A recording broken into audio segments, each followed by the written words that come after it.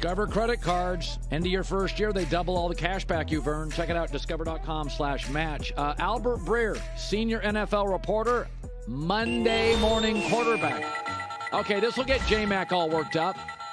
The Jets are concerned about their young, explosive running back being ready.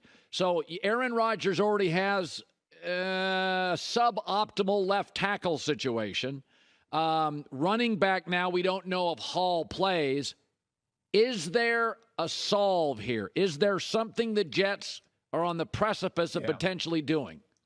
Well, they're basically in the same position the Bucs were in the last 3 years, right? Where you've got the older quarterback now that's won Super Bowls, and that, I think that puts you in a position where every single week matters. And so let's say Breece Hall isn't ready to go for week 1. Let's say he's ready to go for week 4, week 6. Well, you still value the weeks that are in front of that because, that's what's going to dictate seeding in the playoffs. It might dictate whether or not you get in the playoffs. And so, yeah, I think that this is something they're going to look at in the idea of bringing in Dalvin Cook.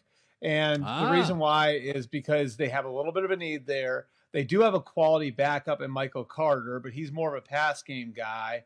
And as Aaron Rodgers is getting comfortable with the offense, as the offensive line is kind of getting its ducks in a row, Dalvin Cook would give you a guy who you can build things around early on that, again, allows you to sort of build your identity offensively, get Aaron Rodgers comfortable, get the offensive line comfortable, and be judicious and bring in Breece Hall back. And I think that's a big part of it because they felt like Breece Hall was going to be right there with Garrett Wilson for Offensive Rookie of the Year when he went down last year as a big play threat. And, I think having him back at 100% is the priority. And if you don't have an answer in the backfield, well, you're going to be tempted to bring him back faster than maybe you should.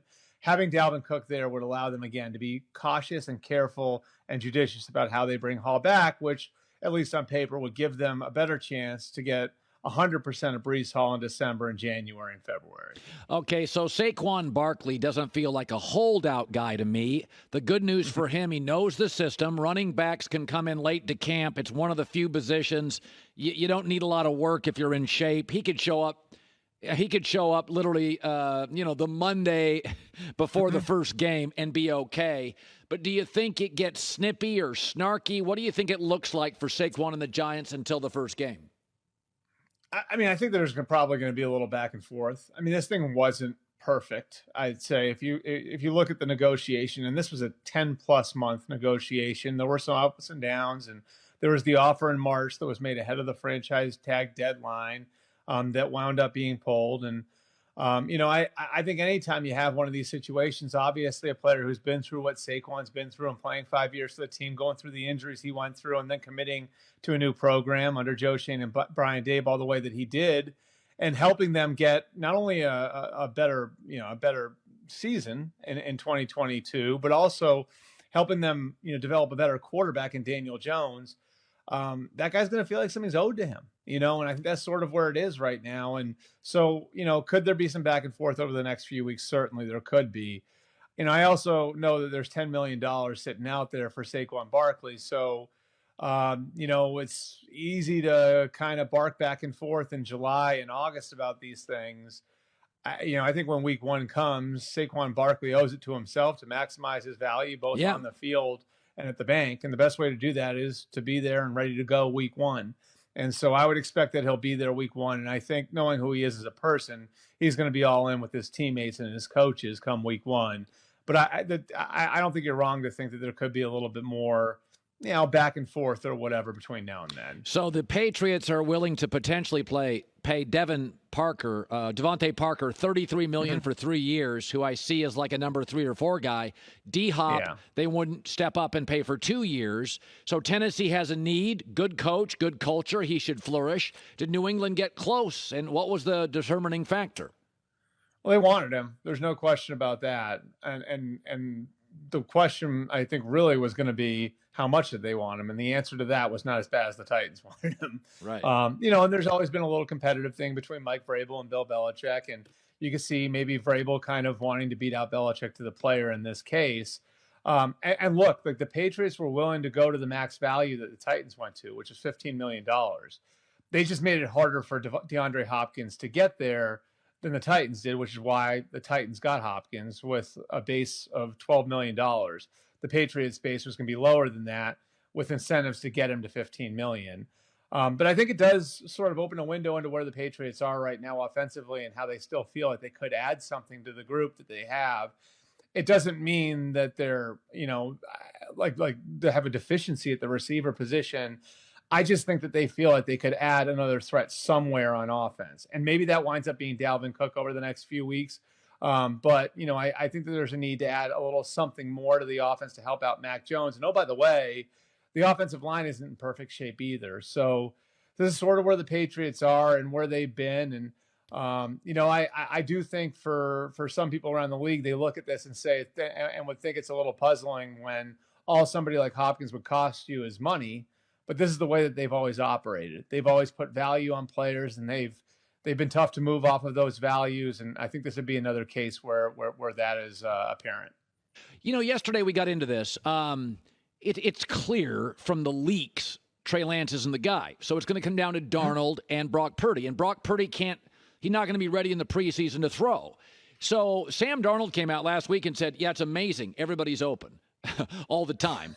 And this is by far and away the best coach he's had, the best offensive line he's had, and the best weapons he's had. Now, I thought he was going to be better than this. He wasn't. But I do wonder, Shanahan likes him. California kid. He's tough. He's physical. He really fits how they play. He was a linebacker at some point in high school. He's a tough physical kid. What if Darnold comes out, and he's going to get the snaps in preseason, right? He and Trey Lance. And Darnold, you could look at that schedule. If you look at their first two games, you're like, okay, he's 2-0. Is there a chance Darnold could be the starter? Or in their mind, is it, listen, Brock Purdy's free. He was 8-0. He's our guy. Well, we just want to wait until the soup bone's ready to play. Look at what happened last year, right? I mean, like last year, all of a sudden it was we're riding with Brock Purdy even if Jimmy Garoppolo comes back. If there's a coach in the NFL who's just flat out going to play the best player, it's Kyle Shanahan. And he's shown that he's willing to change his mind in the past. And I certainly think this would be another case of that. If you want to look at his history at quarterback too, it's kind of interesting, Colin. One of the reasons you like Kirk Cousins so much is because Kirk Cousins did what his offense dictated he do. And he felt like Kirk Cousins was able to operate his offense the way it was supposed to be operated, which is one of the reasons why he loved Matt Schaub all those years ago too. And, a big part of the Niners picking Trey Lance over Mac Jones in 2021 was because so many teams are now running the Niners offense. Yeah. And so many teams are defending the Niners offense in practice. And so he felt like, how do we add on to the offense? How do we change the dynamic of the offense? How do we be a little different than the other people who are running my offense in other places?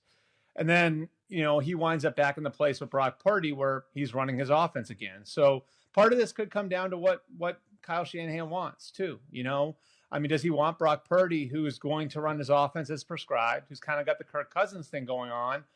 Or does he still have it in his head, like, I want to add a little something here with some athleticism and some arm strength, which was the idea of bringing Trey Lance in. Sure. And, it's easy to forget now. Sam Darnold was the third pick in the draft for a reason. So, I think the slow ramp up that Brock Purdy's going to go through to get him to week one, and, whether or not he's ready for week one, we'll see. He's on that track right now.